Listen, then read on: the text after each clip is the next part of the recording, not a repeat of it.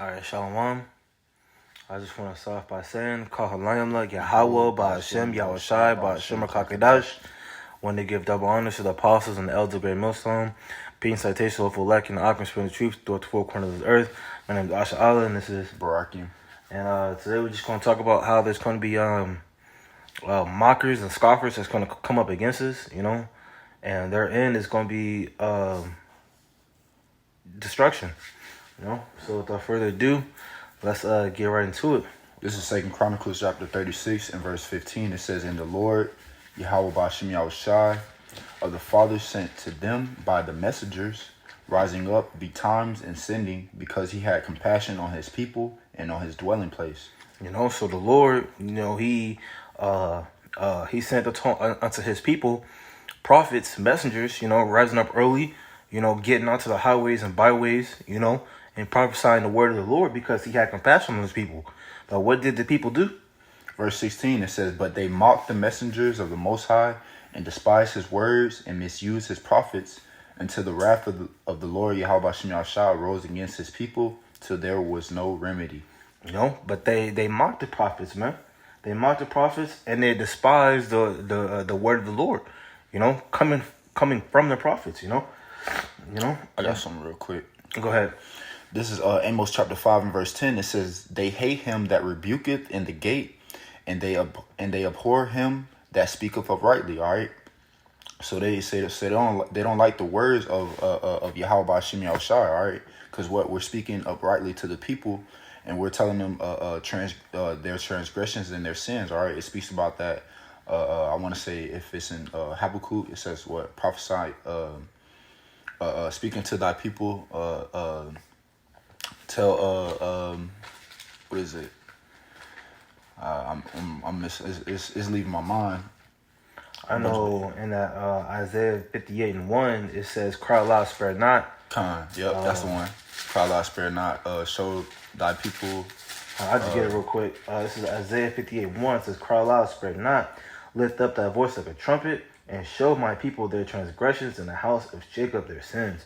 That's why they hate him that rebuketh in the gate, because that prophet, that man of the Lord is telling people, it's telling people their transgressions, And it also says, I think, "Have I became your enemy because I told you the truth?" Yep.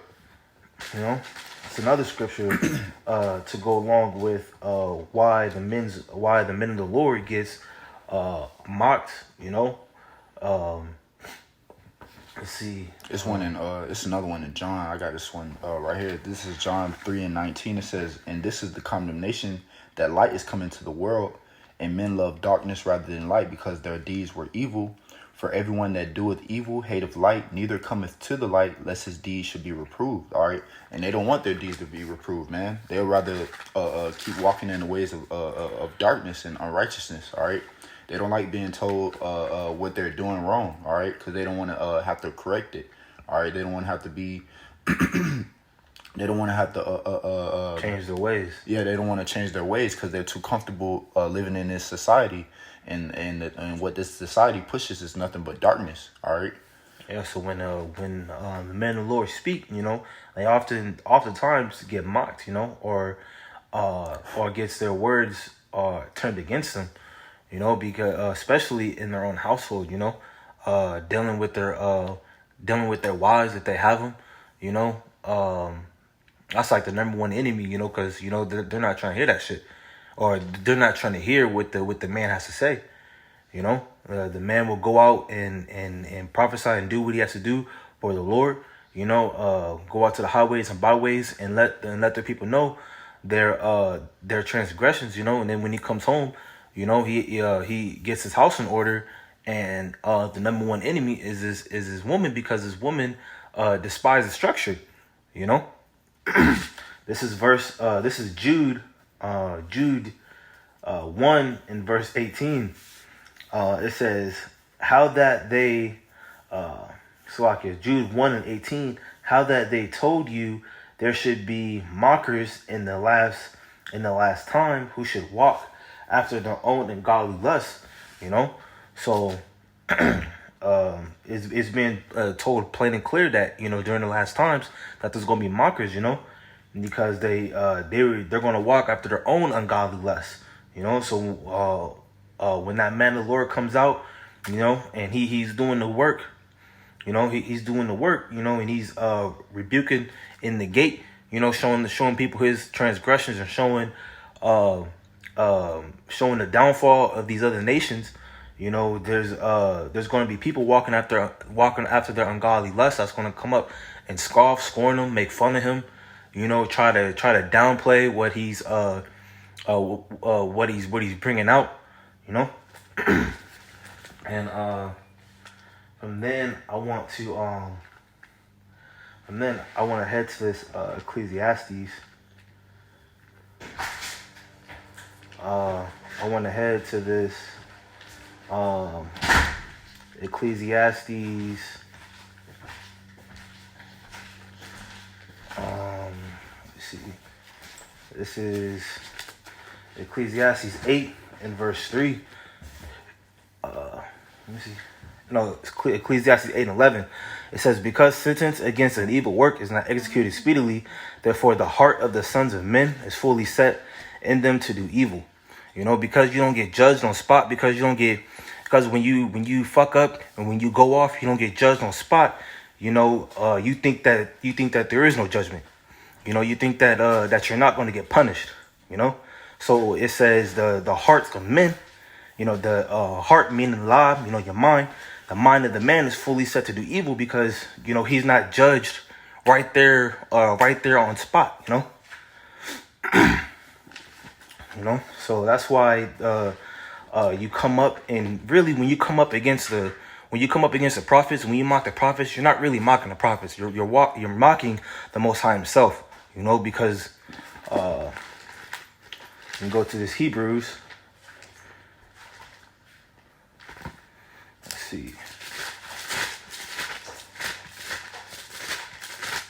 Go to this Hebrews 1. I'm gonna just start verse 1. It says, the Most High, who at sundry times and divers manners spake in times past unto the fathers by the prophets. So it's the word.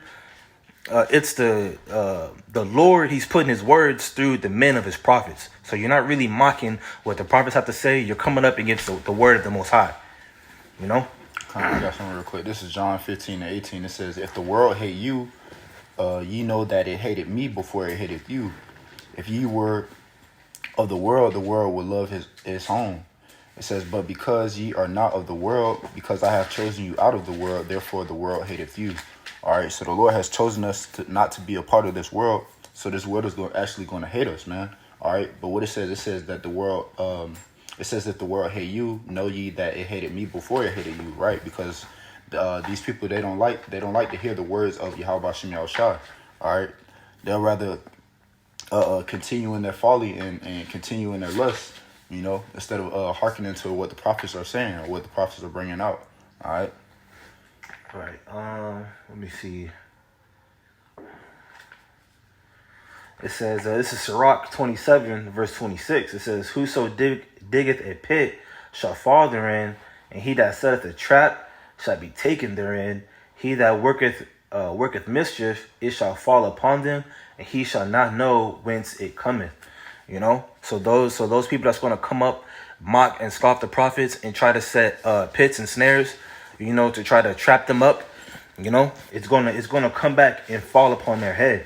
Verse 27 says, he that worketh mischief, it shall fall upon him, and he shall not know when it cometh. So take into account what's that comedian's name? Ricky Smith. Have you heard of him? I think it was Ricky Smith. He came up. Him and Mike Epps made a skit mocking the Hebrew Israelites. And a few years later, he just dropped dead. Because it says he that worketh mischief, it shall fall upon him, and he shall not know whence it cometh. Mockery and reproach are from the proud, but vengeance as a lion lie in wait for them. And so you got people like G-Man, you got people like Vocab Malone that's coming up, editing videos, mocking the apostles, going around making videos and editing them, trying to mock the prophets of the Lord. You know, it says, "Vengeance as a lion shall lie in wait for them." You know, so you're going to meet your demise. You know, there's not going to be. Go ahead.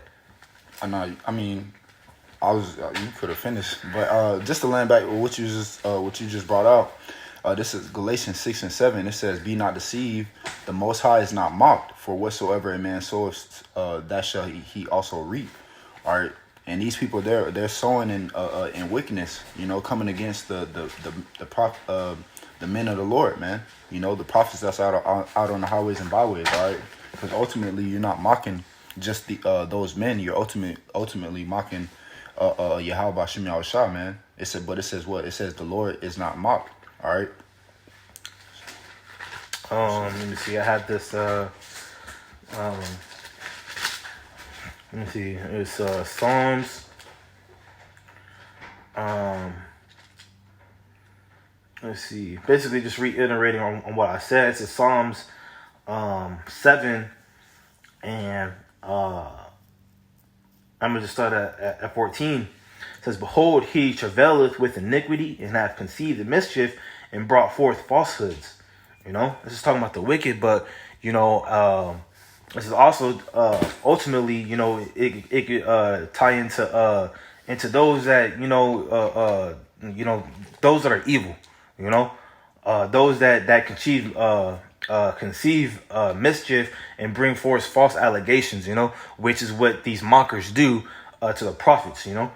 Verse 15 says, "He made a pit and digged it, and is fallen into the ditch which he has made." You know, tying into that Sirach 27, you know, he that maketh a pit, you know, is going to fall therein.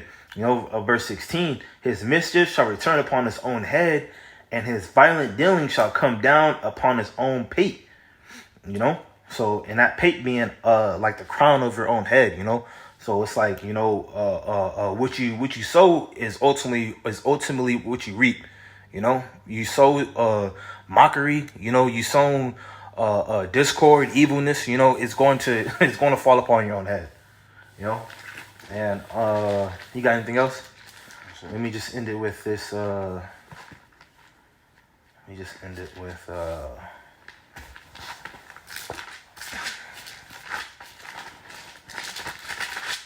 Let me end it with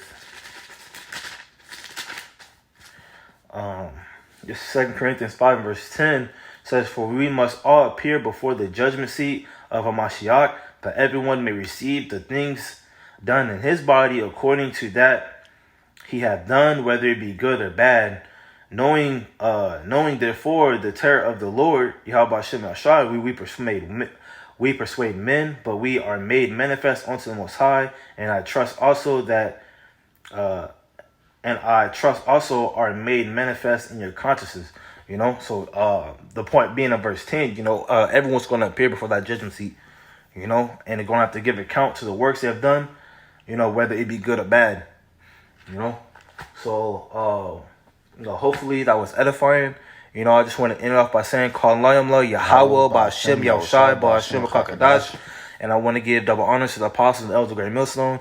Peace, sight, taste, the hopeful elect, and the Akim spreading the truth throughout the four corners of the earth. And Shalom.